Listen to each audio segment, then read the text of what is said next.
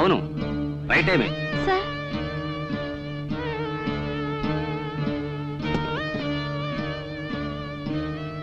ఏమిటమ్మా? సార్ నేను ఈ ట్రైన్లోనే వచ్చాను. మెడ్రాస్ వెళ్తున్నాను. టీ తాగుదామని బయటికి దిగాను. ట్రైన్ మిస్ అయిపోయింది. టీ తాగాలనుకుంటే బ్యాగుతో దిగటం ఎందుకు? అది కాదు సార్, క్యాష్ ఉంది ఇందులో. భద్రంగా ఉంటుందని అలాగే దిగాను. రైల్లో కుటుంబంతో ప్రయాణం చేస్తున్నప్పుడు ఆడపిల్లల బాధ్యత లేకుండా అర్ధరాత్రి స్టేషన్లో ఇలా దిగొచ్చా? అది ఎంత తప్పు. సార్ ట్రైన్కి ఏ స్టేషన్లో ఆగుతుంది? నెక్స్ట్ స్టాప్ సేలమే. నాకు చిన్న సాయం చేయండి సార్. ఫోన్ మెసేజ్ ఇచ్చి మీ ట్రైన్ ఆపకూడదు. Please sir. ఒక ఐడియా చెప్తాను. ఒక టాక్సీ పిలిపిస్తాను. ట్రైన్ సేలం చేరుకునే లోపే మీరు వెళ్ళి అక్కడ క్యాచ్ చేయొచ్చు. టాక్సీ కూడా డబ్బు ఉందా? ఉంది సార్. ముద్దుస్వామి ఒకసారి రా.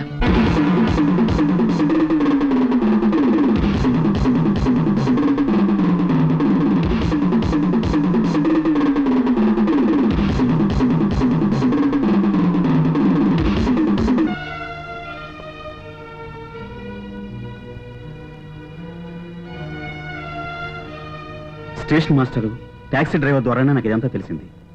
ఆ తర్వాత ఏం జరిగిందో నాకు తెలియదు. మన్నా న్యూస్ పేపర్ చూశాకే దేవి చనిపోయిందని తెలుసుకున్నాను. మన నలుగురు కోసం పోలీసులు గాలిస్తున్నారు.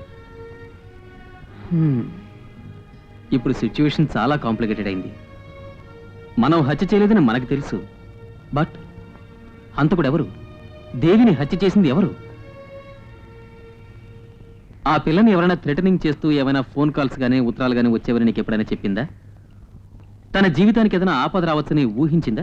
లేదు, దేవి ఆ విషయం అన్నడు ప్రస్తావించలేదు. పోతే వాళ్ళ డాడీ చాలా రూడ్గా ఉంటారనేది.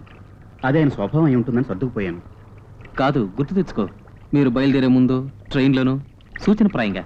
లేదు, బయలుదేరడానికి ముందు మేము కలుసుకునే అవకాశం దొరకలేదు. నిజానికి దేవి హౌస్ అరెస్ట్లో ఉంది. సిస్టర్ గ్లోరియా వల్లే నాకు ఈ విషయాలన్నీ తెలిసాయి. సిస్టర్ గ్లోరియానా? అవును, దేవి టీచర్. ఆవిడొక్కతే దేవికి ఆత్మీయురాలు. ఆ రోజు రైల్లోంచి తప్పించుకునే ప్లాన్ వేసింది ఆవిడ సలహా వల్లనే, ఆవిడ సహాయంతోనే. ఆవిడతో మనం మాట్లాడొస్తేను ఏదైనా ఒక్క క్లూ దొరికినా చాలు కదా.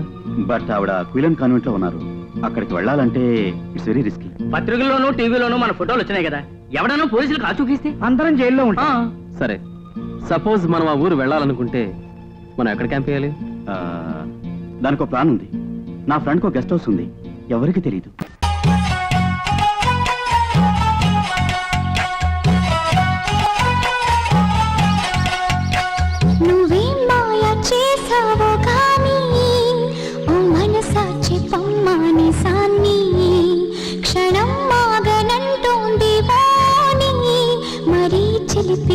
వయసు బాణి అయ్యా